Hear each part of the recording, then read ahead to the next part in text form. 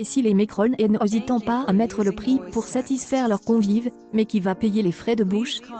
À l'intérieur du palais se tient également des repas de famille privés, pour lesquels le montant de l'addition est tenu secret. Emmanuel Macron reçoit, avec son épouse, ses proches dès qu'il en a l'occasion au palais de l'Élysée. Des frais de bouche que le président de la République rembourserait depuis 2018. En avril dernier, le député Régis Juanico s'est interrogé sur ces dépenses de Macron, surtout les frais de bouche, et avait posé la question suivante: le président de la République paye-t-il de sa poche les repas organisés pour ses proches? Le Premier ministre avait alors pris le temps de répondre à cette question écrite, expliquant que les dépenses d'alimentation des membres de la famille du P. Pas depuis son élection, le 14 mai 2017, mais depuis 2018. Une réponse que Reine Dosière, qui amène l'enquête sur les dépenses de la présidence et dévoile le résultat dans son ouvrage Frais de palais, n'a pas manqué de rapporter. De son côté, Édouard Philippe veillerait également à faire une distinction entre ses frais personnels et professionnels, comme il a expliqué lors d'une réponse écrite. Ces dépenses privées hors frais de bouche ont fait l'objet d'un remboursement par ce dernier pour les années 2017 et 2018, ainsi que pour l'année 2019 en cours, a-t-il répondu à l'auteur de la question, Régis Juanico. En particulier, le Premier ministre rembourse les dépenses encourues lorsqu'il a l'occasion de recevoir à Matignon sa famille, qui n'y habite pas. Toutefois, les montants n'ont pas été dévoilés. À Londres pour un nouveau sommet de l'OTAN et les 70 ans de l'organisation, Emmanuel Macron a fait le voyage seul. C'est encore en solo qu'il foulera les tapis de Buckingham, dans la soirée de ce 3 décembre. On vous explique pourquoi Brigitte Macron n'est pas du voyage depuis son arrivée à l'Élysée, en mai 2017, son anglais est amélioré.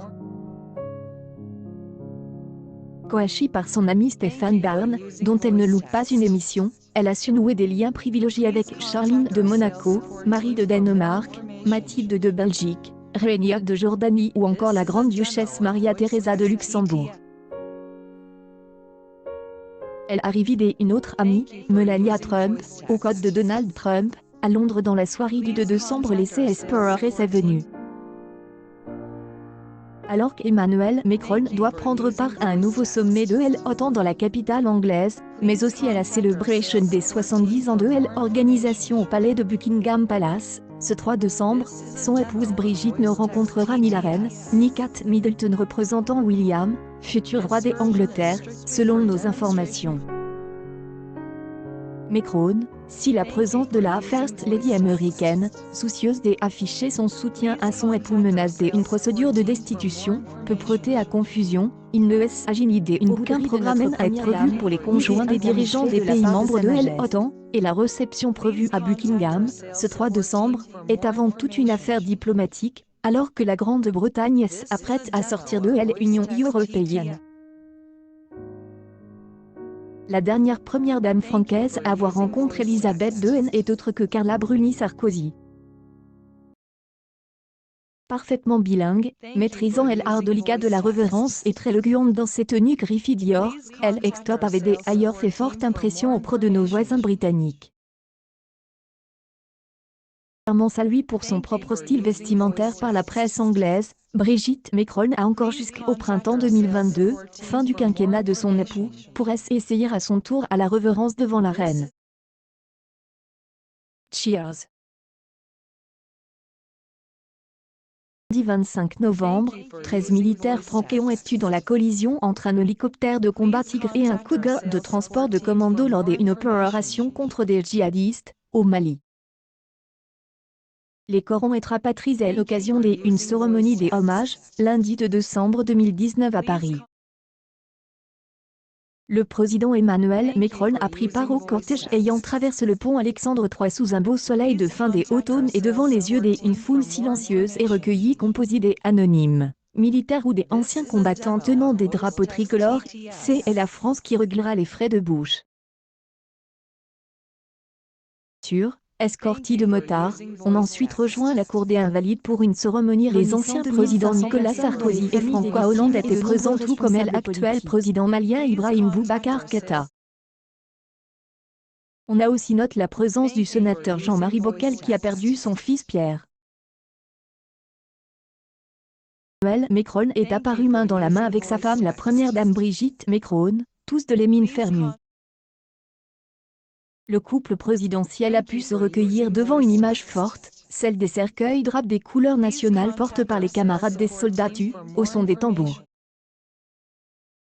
Les 13 soldats de Cède, tous officiers et sous-officiers, servaient au 5e régiment des hélicoptères de combat, 5e RHC, au 4e régiment de chasseurs, 4e RCH, au 93e régiment des artilleries de montagne, 93e RAM, et à la Légion étrangère, tous représentent à la cérémonie. Je m'incline devant leur sacrifice. Emmanuel Macron a égrené à leur nom et leur parcours, le ton grave, saluant le courage et les qualités humaines de ces hommes qui ont trouvé la mort dans la collision accidentelle de 2 hélicoptères lors d'une opération de combat, dans le nord-est du Mali. Je m'incline devant leur sacrifice, ils sont morts pour nous tous. Ils sont morts en opération, pour la France, pour la protection des peuples du Sahel, pour la sécurité de leurs compatriotes et pour la liberté du monde, pour nous tous qui sommes là. Leur engagement profond, modeste et discret n'est rendu public que par le sacrifice ultime, loin du fracas des mots inutiles, a-t-il déclaré. Tous ont été faits chevaliers de la Légion des honneurs à titre posthume. Aux morts a ensuite retenti tandis que les cercueils étaient porteurs de la cour, suivis par les membres des familles dont certains étaient en lasse, les yeux rougis. Les militaires doivent être inhumés cette semaine dans des funérailles distinctes. La cérémonie est notamment prévue à Pau, Sud-Ouest, mardi 3 décembre, sur la base qui a perdu dans le drame 7 de ses soldats. Le président français, Instagram accueille News People. La famille Macron se fait rembourser leurs frais de billet.